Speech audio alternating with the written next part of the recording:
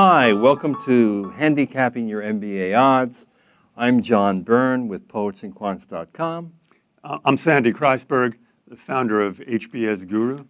And today's candidate, who we're going to evaluate, has what I would consider to be a dream job.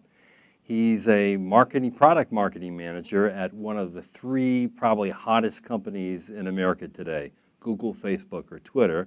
He's 27 years old. He's got a pretty good GMAT score, 730. Pretty good, great, really. He has a 3.4 GPA, double major math and finance from an elite Ivy, obviously H, Y, or P. And he wants an MBA. What do you think?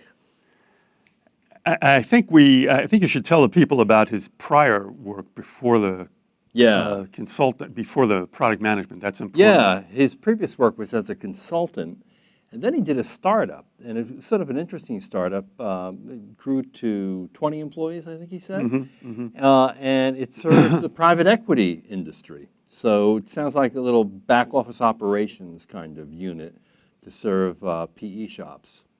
And did you tell the people what his goals are? Well, his goals are actually to do a startup out of business school and to eventually become a venture capitalist.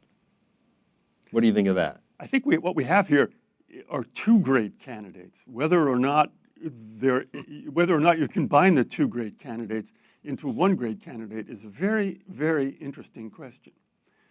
If he were a product manager at Google or Facebook or Twitter, and he had these qualifications, and he wanted to go on in product management and then business leadership in the tech industry, and that's all he wanted to do, that would be a great profile.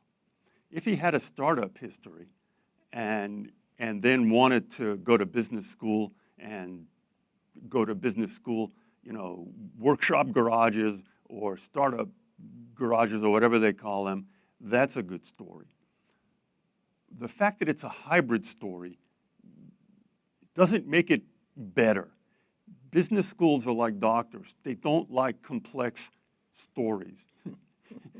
What doctors want is they want you to go in, they want you to say what's wrong, they want to say, I know what's wrong with you, and here's a pill that can fix that, okay? By presenting a complex story, you begin to wonder what this guy really wants and what's really driving him and why he's leaving a product management role at a premier company like Google to go to business school. So, okay, but business schools love this, right? They love people who are already successful because when they get out, they're probably going to be successful again, and then they can claim credit for it. What they like more, okay, are people who are already on one track and want to stay on that track. I don't care what they say. What they like most is someone who works for Google, has been successful at Google, and guess what? Wants to go back where, John? Well, he wants to do a startup, and then he wants to maybe be a VC. No, business schools don't love that. They love people who want to go back to Google, okay? Well, that means he's easy to place, of course, and he might very well do that because he does have a job that many MBAs would love to have. And not only does he have a job that they would love to have, meaning at the right company, he's saying he's managing a high-profile advertising product that's doing amazingly well, quote unquote. That's fantastic. What he should tell business schools is he wants to do more of it. And that he wants to, what he should tell business schools is he wants to be whatever that word is for being an entrepreneur within a company. Although he has stuff in his resume that shows he's entrepreneurial. When he was at college, he started a student-run investment fund. Nobody believes that. People say if you are successful as an entrepreneur, here's some successful entrepreneurs. Bill Gates and Mr. Zuckerman. And guess what? They didn't go to business school. That's a success story business schools understand. Yet at the same time, Stanford, 12% of the class only 2 years ago went off and started their companies from scratch. 12%. This guy could be a Stanford guy. It's possible. Whether those people said that when they applied is a question I would really like to know. This is an important distinction. Whether that 12, I don't care about what happens at the other end of the pipe. I care about what people say when they apply, and that's what applicants should care about. It's a very important distinction when you think about this. What this guy should say when he applies is that he wants to become a mega manager at Google. Because? That's what he's doing. He's got a rare, highly selective job. Anybody can say they want to start a company. Very, very few people can say that they want to do what this guy's doing based on the fact that they are already doing it. Everybody in the world has started a company. Okay, bottom That line. includes both of us, John. Okay. Even people like John and Sandy have started companies. That's how bad it is, okay? Okay, the odds for Harvard.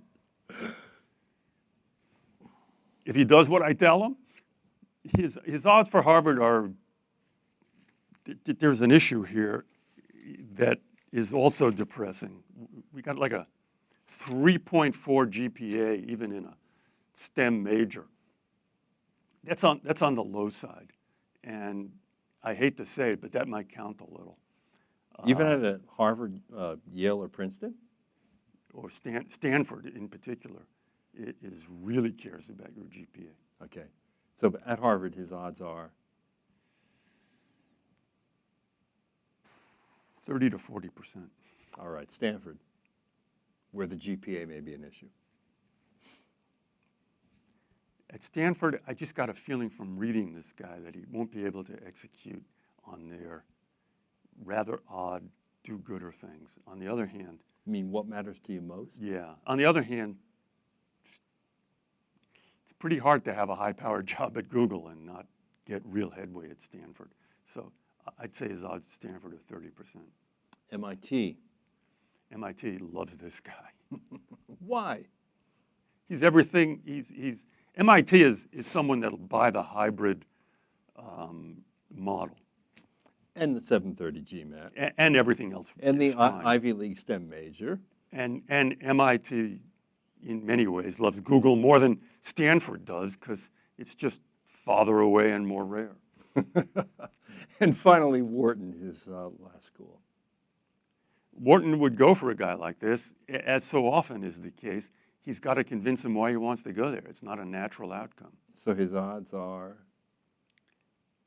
If he can convince them, his odds are 50% plus. All right. Well, we know this guy's getting into a great school, no matter what school it is. Good luck to you, Mr. Tech Marketing, and Do what I tell you. and good luck to all you other MBA applicants out there. If you have a profile that you'd like Sandy to take a look at, send it to us at poetsandquants.com. Until then, happy application time.